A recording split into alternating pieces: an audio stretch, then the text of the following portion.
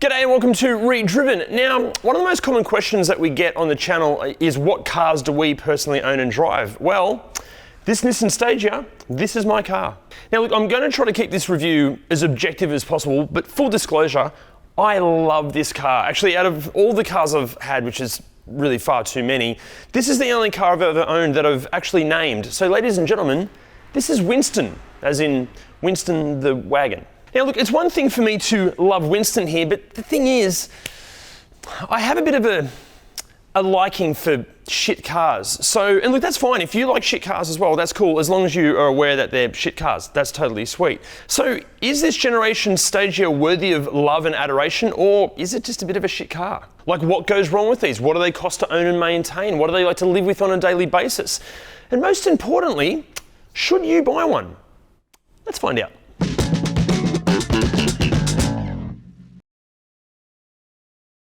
Now, before we get deep into the Stagea, to keep this video as objective as we possibly could rather than just relying on my heavily biased opinions, we've actually reached out to multiple Stagea owners and owners groups. We've spoken to specialist mechanics and technicians, and even the gentleman that I bought this car off was like the Wikipedia of Nissan Stageas, actually Nissans in general. He's a massive fan and a former mechanical engineer, so he knows his stuff. So basically, this video is the culmination of all of that and their expertise and knowledge.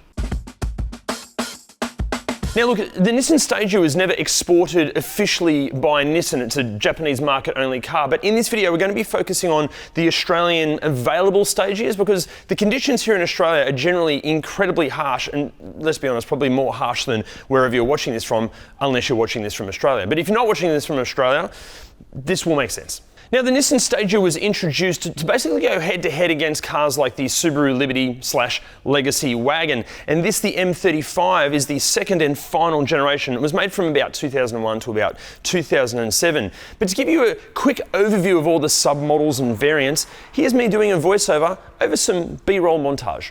Built on Nissan's FM platform, the Stagea has a lot in common with the VF35 Skyline and the 350Z sports car. To start with, all M35 Stageas will feature a variant of the VQ series V6 engine, with, depending on the trim spec, a 2.5-litre turbocharged version as seen here in Winston, and a 2.5-litre, 3-litre and 3.5-litre naturally aspirated versions all being available. Transmissions are generally a 5-speed Tiptronic automatic sending power most commonly to all four wheels, although rear-wheel drive versions do pop up from time to time. A 6-speed manual version was available in a model called the Axis 350S, although these are near impossible to find here in Australia. Speaking of trim specs, there are many, but it's not like it's, confusing at all. Ready? Here we go. You can have your Stagea in a range of different flavours, from the 250 RS, RSV and RX, plus the 250 RS4 and RX4. Then there's the 250T RS4V and the RX4, through to the 300 RX, 350S, 350 RX and 350 RXV. Or how about the 250T RS4V Hi-Cas, or Axis by Autech, or Axis S by Autech, or Axis 350S. And then of course finally you have Winston here, who is an ARX4. Now guys, look, obviously we'd love to go over every specific detail of every M35 Stagea, but that would just take hours and hours, far too long for this video. But the thing is, we have gathered all that information, we've put it in our incredibly handy and free ReDriven cheat sheets. Our cheat sheets are invaluable as they provide a full breakdown of the car's model range, its common problems, what you need to look out for before handing over your hard-earned cash, how much of that cash you should be handing over, and so much more. Check it out at redriven.com or in the link below. Now guys, if you already own a Stagea or you're a bit of a Stagea expert and you've noticed in this video that we've missed something major, can you please let us know in the comments? Like, obviously we're going to do our best to cover everything we can in this video, but if we have missed something really big, let us know in the comments below. Okay, so does it look good? Obviously, I think this thing looks awesome, otherwise I wouldn't have bought it. For me, it's basically the Japanese Volvo. Actually, the most common question I get about this car is, what the hell is that? Very quickly followed by, is that some sort of a Nissan Volvo mashup? Now look, it is a big car, and I'll be honest, it has taken me a little while just to get used to the sheer size of the thing, but from a design aspect, for me, It just works. I love it. Now, I should mention that the owner before me has actually lowered Winston a little bit, and I'm actually throwing around maybe painting all of the black cladding the same body color as the car, and maybe fitting some aftermarket slightly larger wheels, or maybe just painting these like a gunmetal color. But I want to know what you think. Should I leave Winston alone like this, or should I have all that stuff painted and the wheels changed? Let us know in the comments. Actually, if there's anyone out there, like say a panel shop or a wheel and tyre supplier that would like to help us out with transforming Winston, maybe let us know in the comments or jump on Instagram and send us a message. We'll give you a bit of a shout out. Okay, in terms of exterior, problems and issues to watch out for, there are a couple of things. Now look, these things, they can be bloody rapid, and they're generally purchased by people that appreciate a performance car. But the problem with that is, because those people like to drive kind of fast, these things are quite susceptible to unplanned journeys into the scenery. So it's really important to look for accident damage. Go over the entire car, look at all the panel gaps. Do the panel gaps match? Does the paint match both in color and texture over the car? Does the black match? If like the black here is like brand new black, but this is a little bit gray, that's been replaced. Maybe not a good sign. It is an older car, so you do have to expect a few little scuffs and scratches here and there, but any real accident damage or any signs of overspray, yeah, we wouldn't be getting that one. Actually, speaking of the paint, these things were designed for the Japanese market only, not our harsh Australian conditions. If they've been cared for and polished regularly, the paint should be fine, but we are seeing a few examples where the paint is looking a bit worse for wear. Even on the B-pillar on my car, it's kind of coming off a little bit, and on the mirrors, the paint's starting to fade just a little bit, but if it's been cared for, it should be okay. If it hasn't been cared for, the paint might go pretty horrible pretty quickly. And to properly respray one of these things, it's a big car, it's going to cost thousands and thousands of dollars. Okay, so how's the interior? Guys, who doesn't love a caramel interior with just a slight suggestion of wood grain? Again, like the exterior, I love the interior of this thing. There are so many awesome and cool little design cues, like here, like the air vents, the entire thing swivels inside the dash. That is so cool. I love it. Even like the seat adjustments, they're here on the side of the seat, so they're super easy to get to. Although, don't go spilling coffee on the passenger side, because I did that and now they don't work anymore. I've got to get around to fixing that. Like the ergonomics are just spot on. Like even the materials that are used, like for a car from 2002, everything feels really nice. There's some squidge here, bit of squidge there. Wear and tear wise is great. Like the seats haven't gone all glossy. They're still quite soft with leather. Even the steering wheel, it's a little bit glossy, but it's from 2002. It should feel way worse than this, but it feels great. Winston does have a little bit of a crack in the dash. That's actually a pretty common problem. And the leather on the driver's seat, it has seen better days. But besides that, condition in here, fantastic. Even the doors, they even sound solid. Love it. Now in the back seat, I'm exactly the same height as legendary and genius New Zealand movie director Novak Djokovic and Serbian tennis legend Taika Waititi. This is in my driving position, and it's bloody lovely back here. Great amount of foot room, good amount of knee room. Because the glass house is quite large, it feels quite airy and spacious in here.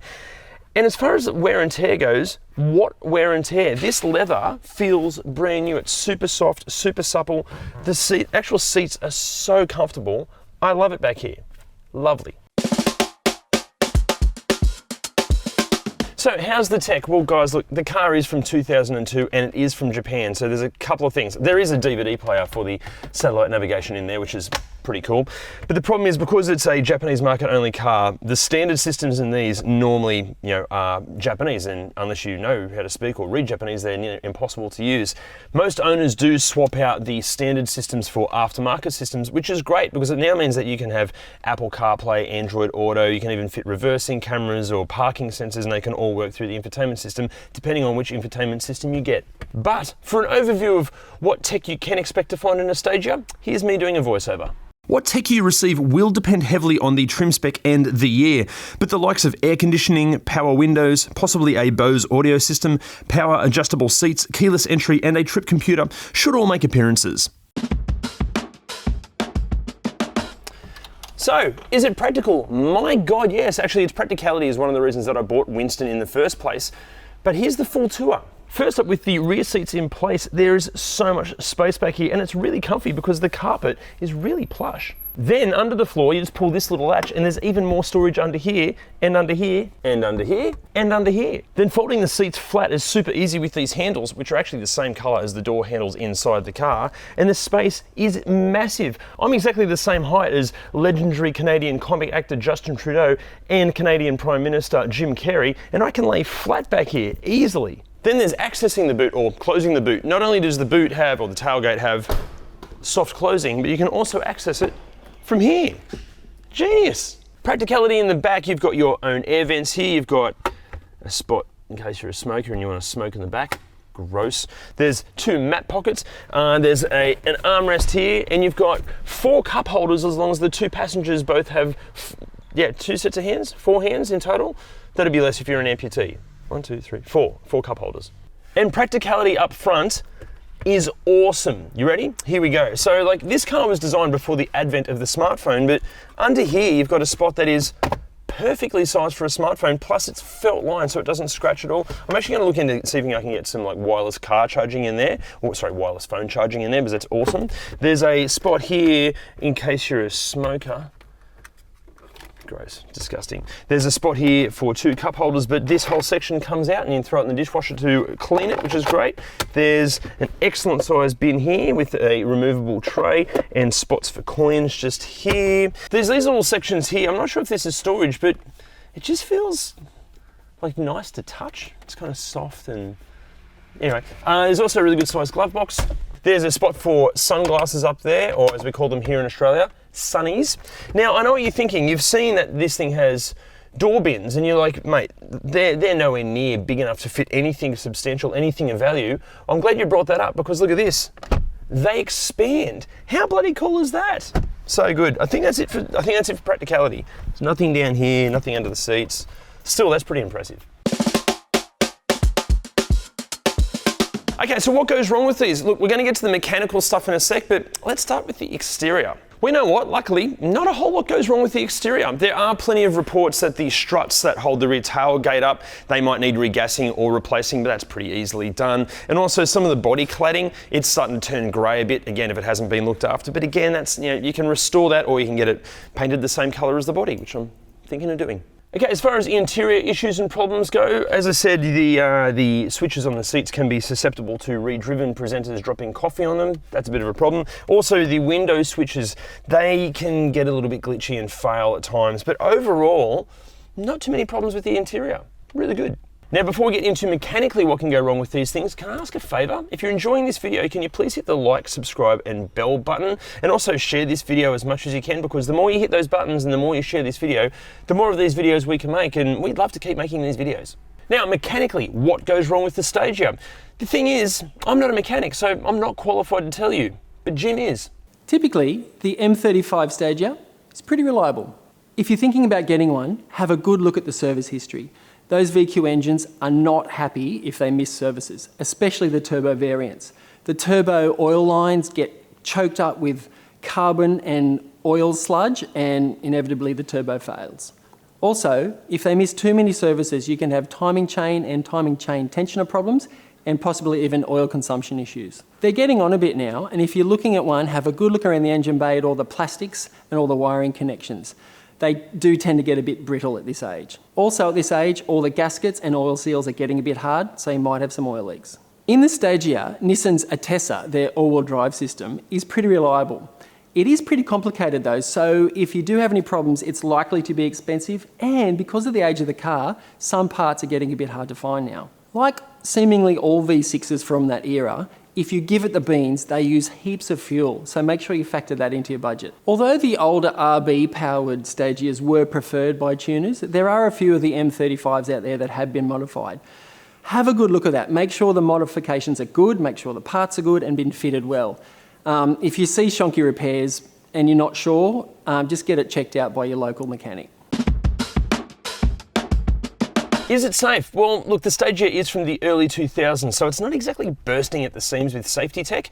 But for a quick overview, here's me doing a voiceover as fast as I possibly can. The Stagea comes with dual front airbags, anti-lock brakes, electronic brake force distribution, brake assist, seatbelt pretensioners and load limiters, and side curtain airbags were optional on earlier models. Now, the Stagea received a 4-star safety rating in Japan when it was released, which was increased to 5 stars when the side curtain airbags were installed. But the thing is, a 4-star safety rating from Japan in the early 2000s, I think like free climbing got the same 4-star safety rating. So even with 5 stars, it's honestly not all that safe. But again, for the full details of which Stagea gets what safety tech, get on ReDriven.com and check out that cheat sheet, or click on the link in the description below. So what's it like to drive? No beating around the bush here. It's bloody fabulous. Winston has had his boost turned up just a little bit, and the forward momentum is just delicious. Like, he's not warp speed fast, but he's noticeably faster than what you or the V8 Commodore that's disappearing in your mirrors were probably anticipating. You do have to sort of feed the power on rather than just floor it, but there's something about a turbocharged 6-cylinder engine I love. Okay, there is a fair bit of lag, but I love the lag. I love feeling that surge of torque and power. Like, so many modern cars have their turbo lag tuned out, but I don't know, there's something kind of retro and special about this. And it sounds like a jet. It's all like whistles and induction noise. I just love it. I love it. As far as other noises go, look, for a car that's pushing 20 years old, there's not many rattles and creaks. There's a few little bits and pieces here and there, but nothing too bad. Although the DVD player for the navigation, because there's no disc in there, it does kind of constantly beep all the time going, where's the disc, where's the disc? So I'm going to get the fuse for that taken out. That's a bit annoying. But honestly, it feels really good. Sounds tight. It's great. It is a big and heavy car. Like, it never ever feels like light on its feet, but it just feels planted to the ground all the time. But hypothetically, let's just say it's raining and hypothetically you kind of give it the beans coming out of the corner. Hypothetically, it will swing its tail out really nicely, and even though it's all-wheel drive, it'll hypothetically hold a power slide beautifully. Hypothetically, of course. And even though Winston has been lowered, like, the ride quality is still superb. And honestly, this has been the biggest surprise for me, is how plush the ride quality is. Like, he still handles really well. There's basically no understeer whatsoever, but the ride quality, and it's almost luxurious how Winston feels, but yeah, massive surprise. In terms of negatives, look, judging the rear of it when you're reverse parking or backing into a tight spot can be a challenge because there's no parking sensors, no rear view camera. You do get used to it, but it is a challenge. And the steering, it's a little bit overly light. Like, it's not vague as such, but it could do with a bit more feedback.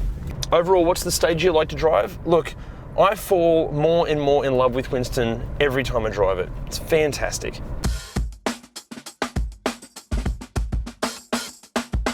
Pricing here in Australia kicks off from as little as $5,000, but let's be honest, a $5,000 Stagea is going to have stacks of kilometres on it, and it's going to be in pretty rough condition. At the other end of the spectrum, you can get the really top spec ones in mint condition for a bit under $20,000. But if the trends of the last few years are anything to go by, really good condition examples of these, they're going to start increasing in price. See, the previous generation of Stagea has and is increasing in price, and as we've seen with like RX-7s, Toyota MR2s, even 80 and 100 series Land Cruisers, once one variant starts to expand or appreciate in price, it generally brings all the others up with it. So look, again, buying a really great condition Stagea, it might be a bit of an investment.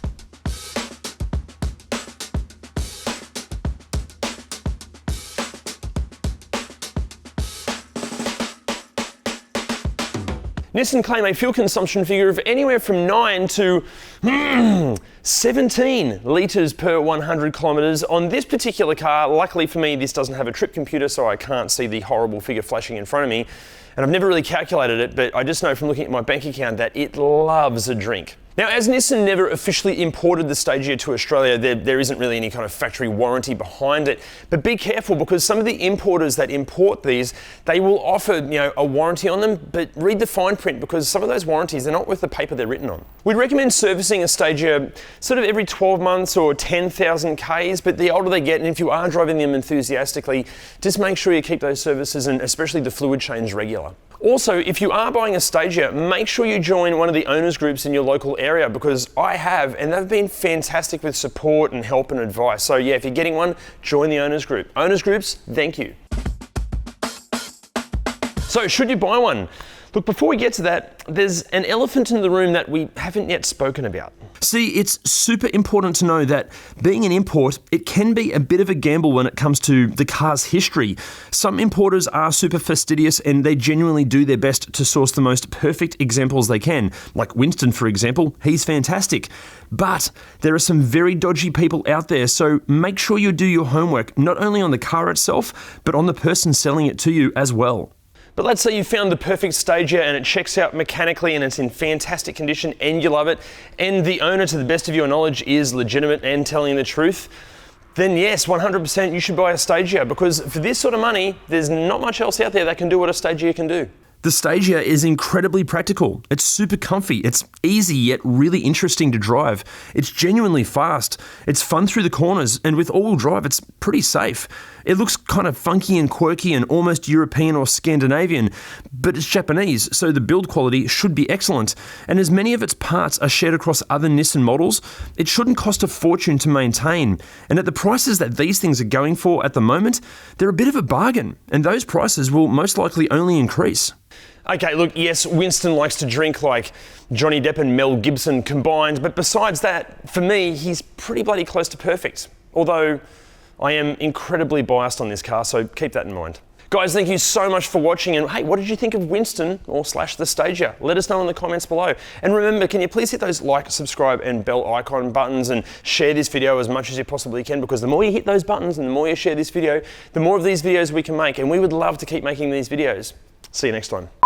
Unplanned journeys into the scenery, so you make sure you go over the starting. Sorry, went pear-shaped halfway. Here we go. But for what safety tech comes on which Stagea? Just check on the start again.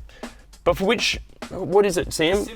I know, I've said it a million times. But again, for the full details of which Stagea gets what levels of safety, just check on the cheat sheet. Oh, fucking hell. Okay. Jesus. Okay, here we go. But again, for the full details of what Stagea gets which safety tech, jump on ReDriven. Come on, you asshole. Here we go. Fuck, it's gone. It's gone. Here we go.